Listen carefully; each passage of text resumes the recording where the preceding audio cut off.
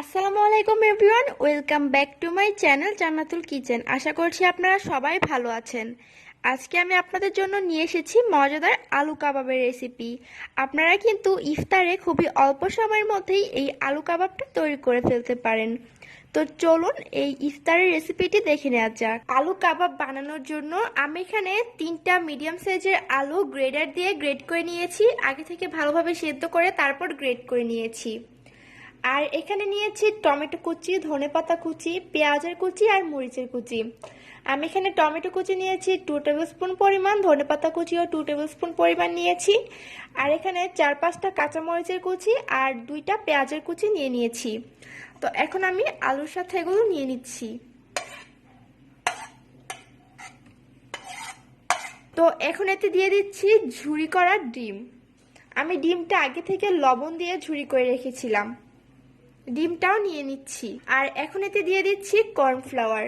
আমি এখানে 1/4 কাপ পরিমাণ কর্নফ্লাওয়ার দিয়ে দিচ্ছি। আর এখন এতে দিয়ে দেব হলুদের ফাঁকি। আমি এখানে হাফ টি চামচ পরিমাণ হলুদের ফাঁকি দিয়ে দিলাম। আর দিয়ে দিচ্ছি মরিচের ফাঁকি।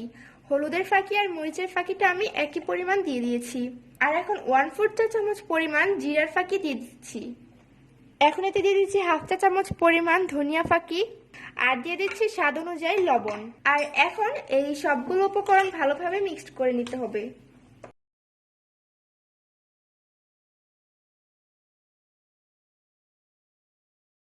তো ফ্রেন্ডস, এই সবগুলো উপকরণ ভালোভাবে মিক্সড করে নেওয়া হয়ে গিয়েছে।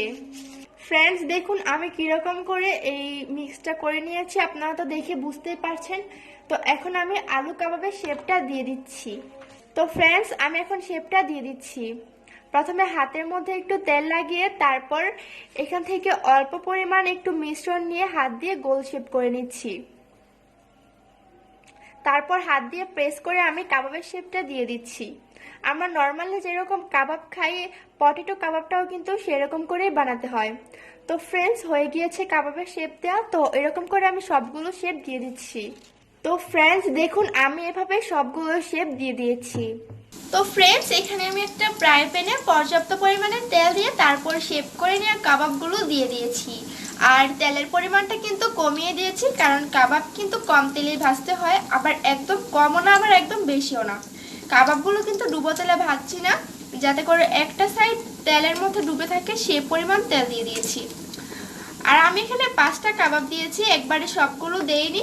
বেশি গ্যাদারিং হয়ে গেলে কিন্তু উল্টাতে অসুবিধা হবে, আর তখন কাবাবগুলো ভেঙে যাওয়ার সম্ভাবনা থাকবে। তো এখন একটা সাইড যখন হালকা একটু শক্ত হয়ে যাবে তখন আমি উল্টে দিব। তো ফ্রেন্ডস, আমি একটা এভাবে উল্টে দিয়েছি আর সবগুলো একই প্রসেসে উল্টে দিচ্ছি। আর আমি কিন্তু এখানে একটা কাঁটা চামচ ইউজ করে উল্টে দিচ্ছি। আমার কিন্তু কাঁটা চামচ ইউজ করে এইসব নাস্তা ভাজতে খুবই সুবিধা হয়, আপনারাও কিন্তু ট্রাই করতে পারেন। তো এইভাবে আমি একদম মিডিয়াম আঁচে এই কাবাবগুলোকে ভেজে নিচ্ছি।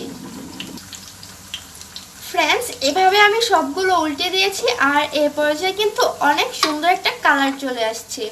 ফ্রেন্ডস, এভাবে আমি সবগুলো ভেজে নিয়েছি আর দেখুন কালারটা কত সুন্দর হয়েছে। তো এগুলো আমি নামিয়ে নিচ্ছি আর এভাবে আমি পরের বেচটাও ভেজে নিচ্ছি। তো ভাজার পর আমি পরিবেশন করে আপনাদেরকে দেখাচ্ছি। তৈরি হয়ে গেল ইফতারের মজাদার আলু কাবাবের রেসিপি। দেখুন দেখতে কতটা সুন্দর হয়েছে আর কালারটা কতটা সুন্দর হয়েছে।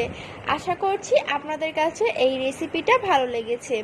ভালো লাগলে অবশ্যই চ্যানেলটা সাবস্ক্রাইব করবেন এবং ফ্রেন্ডস এন্ড ফ্যামিলির সাথে শেয়ার করবেন। তো আজকে এ পর্যন্তই। সবাই ভালো থাকবেন, সুস্থ থাকবেন। আল্লাহ হাফেজ।